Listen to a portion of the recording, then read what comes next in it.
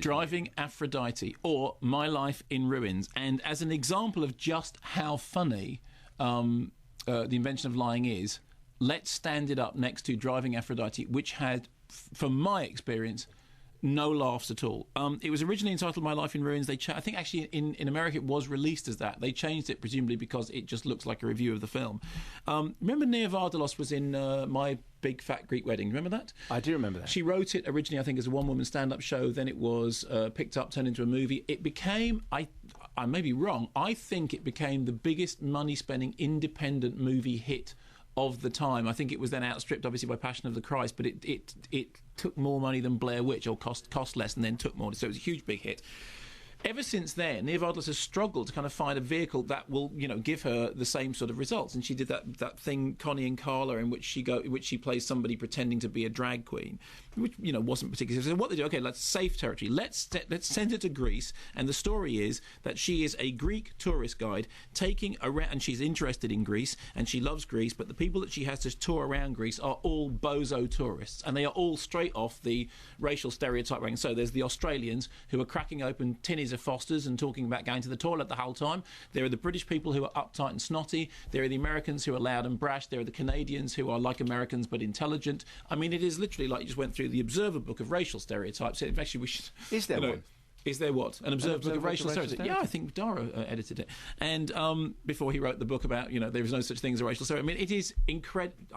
We got travelling. I have more to say on this. Shall I stop before we get to the clip? I don't want to be rude again with the. I don't want to ignore him. Carry on. Can I?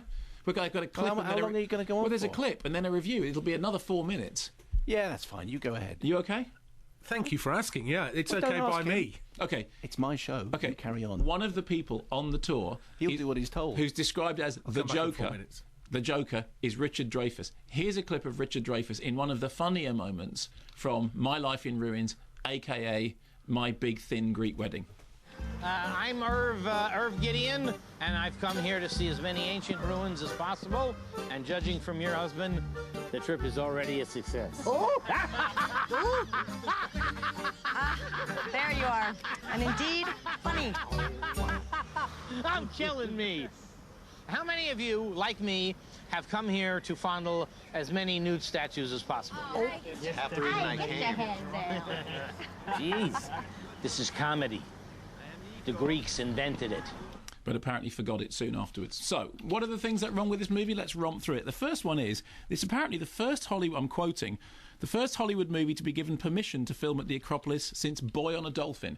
That would probably explain why it is that so much of the script does read like it was written by the Greek tourist. There's a fantastic bit when they check into a horrible hotel and our heroine rings up the tour organiser and says, I can't believe that in a country that has so many splendid, well-priced hotels, you've managed to put me into a horrible one. How unlike all the other splendid, low-priced hotels that are easily accessible in Greece, okay? Apparently they thought that it would help promote Greek culture. Number two, Nia Vardalos didn't write this, and she really should have done, because she's a far better writer than this script allows her to be. Plus, she's gone from being, a larger woman to being a much smaller woman, to the point they even have to include a joke about the fact that she's too small.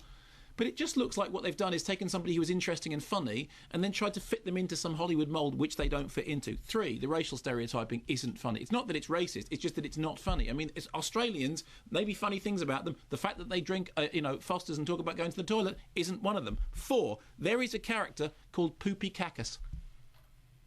5, he has a brother who has a name that's even worse. 6, Poopy Cacus is clearly based on the Tom Conti character out of Shirley Valentine. And 7, he's no Tom Conti. But Poopy Cacus is not a bad name to have. How much mirth and amusement are you getting out of that? Well, not that's the big joke. He's Greek.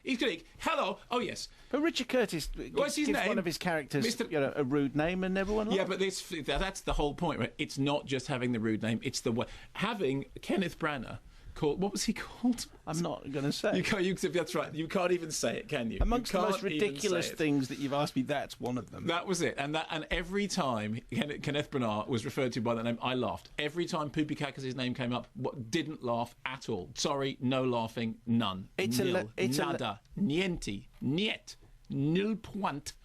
You're just making stuff up now.